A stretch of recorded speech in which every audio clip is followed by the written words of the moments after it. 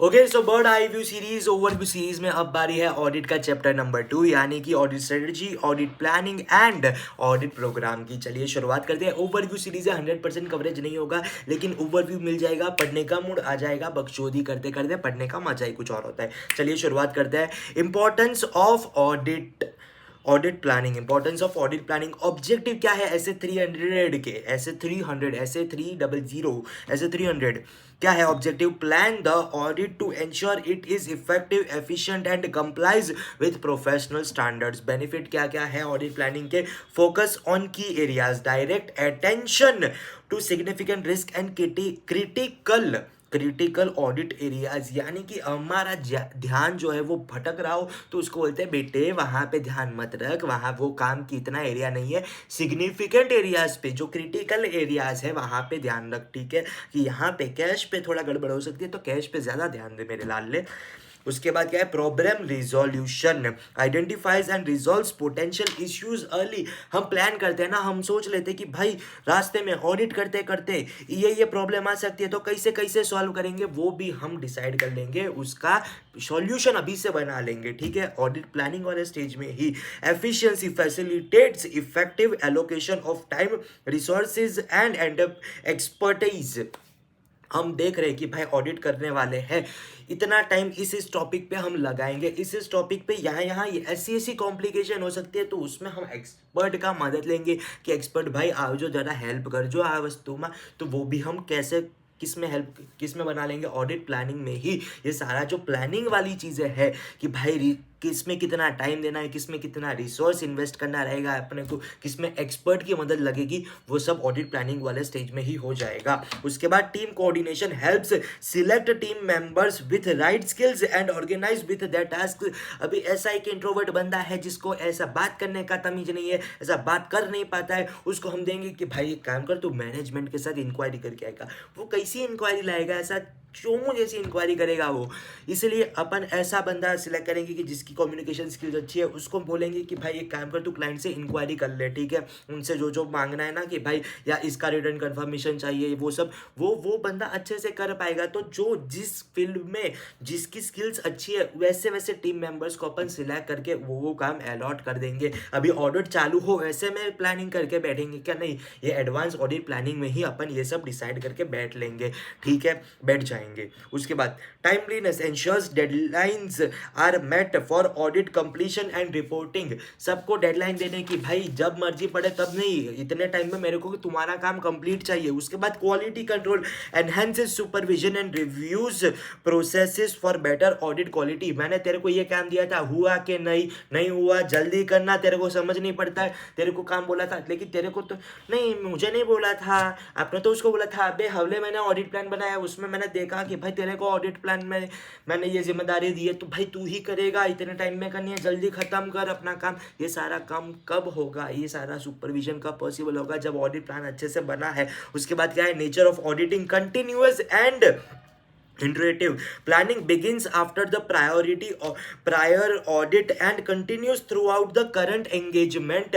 जैसे ही पुराना ऑडिट हमारा खत्म होता है उससे ही, उस दिन से ही, अगले दिन से ही हमारा जो नेक्स्ट ऑडिट है उसका हमें तैयारी करनी शुरू कर देनी है, ठीक है? उसके बाद continuous through out the current engagement, जब तक अपना जो ऑडिट खत्म नहीं होता तब तक तो वो ऑडिट की तैयारी ही चलती रहती है, मतलब ऑडिट ही चलता रहता है। उसके बाद क्या है भाई? Adjust based on new information, unexpected events and audit findings. मैंने पहले अभी देख लिया कि भाई ऑडिट में ना गोइंग सर्टेनिटी मिल रही है अपने को, ठीक है? गोइंग कंसर्न्स मिल रहा है बेटा, ठीक है? वो मैं से ऐसा बनाने वाला था कि भाई गोइंग कंसर्न है वगैरह। उसी शाम को आग लग गई फैक्ट्री में तो दूसरे दिन सुबह ऑडिट का रिपोर्ट नहीं देना था मेरे को, लेकिन ऑडिट तो चालू था। जब ये जो हमें मिली इंफॉर्मेशन कि भाई आग लग गई है तो गोइंग कंसर्न अब हैम्पर हो सकता है, तब हम प्लान करेंगे कि भाई अब क्या करना है, ठीक है? ये through out the process of audit, ये ऑडिट प्लानिंग का काम चलता ही रहेगा। और जैसे न्यू इन्फॉर्मेशन आएगी उसमें हम प्लानिंग में चेंजेस करेंगे, फ्लेक्सिबल होना चाहिए। Key consideration risk assessment procedure, analytical procedures to identify material misstatement. इस एरिया में मटेरियल मिसस्टेटमेंट होने की शक्यता है भाऊ। उसके बाद क्या है? Understanding the entity, understanding to the entity includes legal and regulatory frameworks, internal controls and operations.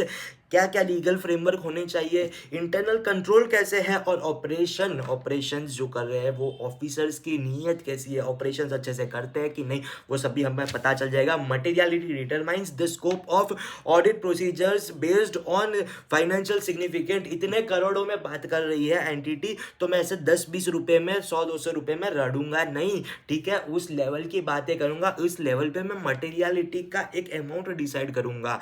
उसके बाद क्या है, involvement of expert, technical expertise की जरूरत है कि नहीं, अगर है तो कब, कौन सी प्रोसीजर में, कौन से एरिया में है, वो मैं नक्की कर लूंगा ऑडिट प्लानिंग में ही। प्लानिंग क्या होता है भाई हाँ, elements of planning, preliminary engagement activities, important mark करो, मॉड्यूल उठा के ये वीडियो पॉज करके प्रिलिमिनरी एंगेजमेंट एक्टिविटीज पढ़ ले, इंपॉर्टेंट है लाडले, ठीक है, ऐसे ही मैंने यहाँ पे स्टार नहीं ड्रॉ किया।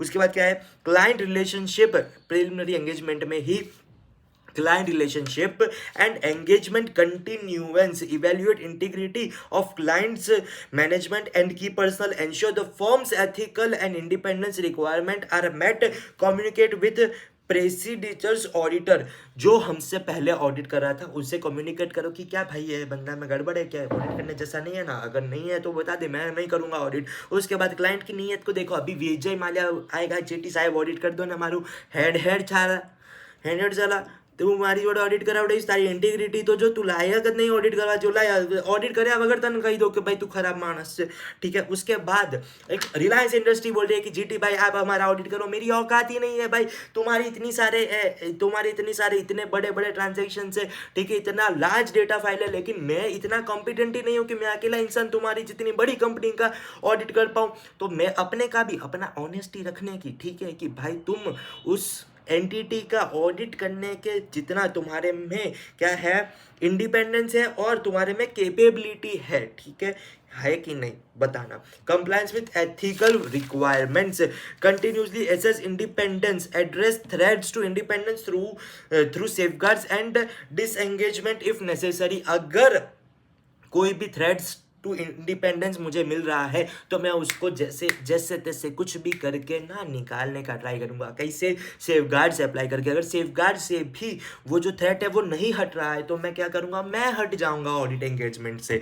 उसके बाद क्या है भाई, understanding terms of engagement, establish clarity on the auditor's responsibility and scope of work through an engagement letter। पहले ही engagement letter बना के अपन दे देंगे फर्म को, ठीक है, कि देखो भाई इसमें लिखा है मेरा इतना स्कोप है, इतना पैसा मिलना चाहिए और ये मैं इंक्लूड करूंगा ऑडिट रिपोर्ट में, और जितना जिस तरीके से फॉर्म एक्सपेक्टेड है वो हम लिख देंगे कि भाई अनमॉडिफाइड ओपिनियन, मॉडिफाइड ओपिनियन, इस तरीके से तुमको रिपोर्ट मिलेगा। हाँ, इसमें चेंजेस हो सकते हैं, डिपेंड्स ऑन क्या इंफॉर्मेशन मिल रही है मुझे, ठीक है। ये सब हम कहाँ पे बताएंगे, किस में बताएंगे, एंगेजमेंट लेटर में। और एंगेजमेंट लेटर ऑडिटर फर्म को देता है, क्या, एंगेजमेंट लेटर ऑडिटिंग वाली फर्म जो है वो एंटिटी को, वो क्लाइंट को देता है, ठीक है, एंगेजमेंट लेटर। उसमें सारे स्कोप वगैरह क्या क्या इंक्लूड था रिवर्स करके एक बार फिर से सुन लेना। उसके बाद क्या है, प्लानिंग एक्टिविटीज, प्रिलिमिनरी एंगेजमेंट खत्म। उसके बाद क्या आया, planning activities, establishing the overall audit strategy बनाएंगे हम सबसे पहले, sets the scope, timing and direction of the audit, guides detail planning of audit, guides detail audit planning and addresses factors such as applicable financial reporting framework, industry specific requirements, use of prior audit evidence, resource and team allocation of critical areas। ये क्या चीज है, ये रटने वाली चीज है मेरे भाई। applicable financial reporting framework में बात करेंगे। उसके बाद क्या है, industry specific requirement, using audit evidence of prior audit evidences, then resource and allocation of time and resources दोनों। उसके बाद क्या, डेवलपिंग एन ऑडिट प्लान, आप ऑडिट प्लान बनाएंगे। Details the nature, timing and extent of risk assessment procedure, substantive and further audit procedures, incorporates specifics like sampling methods, use of analytics and engagement timings. ये चीज़ें रटने वाली चीज़ है। पूरा जितना हो सके उतना ज़्यादा रिपीट पे सुनते रहो। कुछ काम नहीं कर रहे हो, ऐसा टाइम पास करने चलने जाने का मन कर रहा है, ये सुनते सुनते चलो ठीक है कोई बात नहीं। Relationship between audit strategy and audit planning, ये भी इंपॉर्टेंट है। थियरी में ये पूछ लेते हैं, या तो डिफरेंस पूछ लेंगे या फिर कैसे रिलेटेड है। ये दोनों टॉपिक ना ऐसा पूछते ही है एग्जाम में, ठीक है। अभी तुम्हारे नसीब अच्छे हुए तो पूछ लेंगे, नहीं नसीब अच्छे तो क्या करे भाई, पढ़ लो। हाँ, ऑडिट स्ट्रेटेजी ब्रॉड फ्रेमवर्क है। ऑडिट स्ट्रेटेजी क्या है? ब्रॉड फ्रेमवर्क है। देखो, स्ट्रेटेजी बड़ा है या प्लान बड़ा, ठीक है। स्ट्रेटेजी का स्पेलिंग बड़ा है ना, तो वो ब्रॉड होगा, ठीक है। उसके बाद क्या है? Broad framework defining scope, timing and direction of audit. Scope, timing and direction of audit. Audit plan more detailed describing how the strategy will be implemented and including the specific procedures and timing।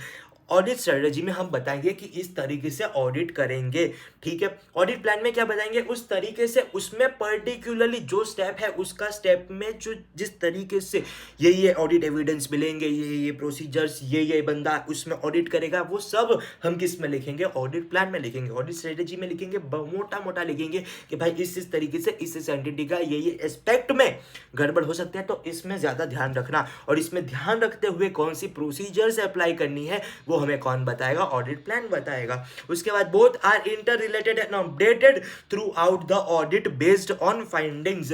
अगर audit plan में कुछ ऐसा मिला तो audit strategy को अपने को change करना पड़ेगा। ऑडिट स्ट्रेटेजी करते हुए मिला कि भाई ये एस्पेक्ट तो हमारे ध्यान में ही नहीं था, प्लानिंग चेंज हो क्योंकि ये एस्पेक्ट में भी ध्यान रखना है, तो ऑडिट स्ट्रेटेजी की वजह से ऑडिट प्लान चेंज हो सकता है। ऑडिट प्लान में कुछ अच्छा मिला तो हम ऑडिट स्ट्रेटेजी भी चेंज कर देंगे। यहाँ पे ये टॉपिक खत्म होता है, अगली बार कंटिन्यू है। रुको जरा, सब्र करो। उसके बाद क्या है? डॉक्यूमेंटेशन रिक्वायरमेंट, जो काम किया तो डॉक्यूमेंट भी करना पड़ेगा। If it is not documented then the work is not done. वैसा हम मानेंगे कि अगर तुमने कोई काम किया है लेकिन उसका डॉक्यूमेंटेशन तुम्हारे पास नहीं है, तो हम मानेंगे ही नहीं कि तुमने काम किया है, ठीक है। The auditor must document overall audit strategy, detailed audit plan, changes made during the engagement and their rationale. मतलब तुमने चेंजेस किए, ठीक है, काय को किए वो भी लिखो, रीजन भी लिखो। उसके बाद purpose ensures clarity, accountability and evidence of the diligence of the planning बनाते हुए कोई गड़बड़ नहीं की, उसका भी प्रूफ सर्व होता है, ये ऑडिट डॉक्यूमेंटेशन। फिर audit program definition, the detail plan listing overall verification procedures to obtain sufficient and appropriate audit evidence. किस तरीके से क्या क्या प्रोसीजर्स अप्लाई करेंगे कि हमें सेटिस्फैक्ट्री एविडेंस मिले, ऑडिट एविडेंस मिले, ठीक है, वो भी चेक करेंगे। ये वो उसमें क्या आता है? ऑडिट प्रोग्राम में आता है वो चीज़। उसके बाद की फीचर्स क्या क्या है ऑडिट प्रोग्राम के? includes instruction for the assistants to ensure consistency and accountability, periodically review and updated based on entities operations for audit findings, balances standardization with flexibility to adapt to unique circumstances. अगर कोई unique circumstances आ रहा है तो हम उसको adapt करके नया audit plan बना लेंगे, नई ऑडिट स्ट्रेटेजी इंप्लीमेंट कर देंगे। उसके बाद क्या है? Advantages of audit program provides clear instructions ensuring systematic work, provides clear instructions ensuring systematic work, fixes responsibilities and accountability for tasks, fixes responsibility and accountability for tasks।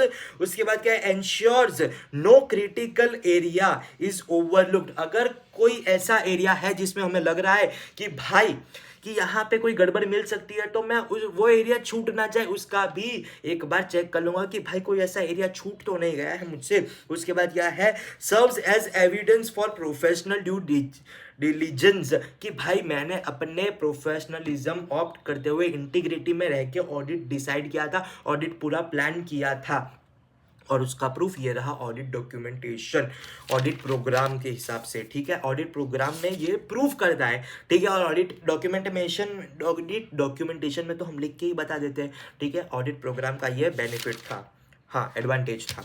उसके बाद क्या है? Challenges and solution. क्या क्या challenge मिल सकते हैं? Risk of mechanical execution without understanding objectives, मतलब auditor ने बोला तो करने का ही, वैसा ऑडिट टीम मेंबर्स मिल के बोलेंगे कि भाई अपने को यही काम मिला ना, वही करते जाओ। लेकिन ये मेरे को मिल रहा है नहीं, उसको मत देख, साहब ने क्या बोला वही काम कर, ओके फोकस। वैसा नहीं करने का, मैकेनिकल, तुम रोबोट नहीं है। अगर कुछ अच्छा मिल रहा है तो ऑडिटर को जाके बताओ तो सही।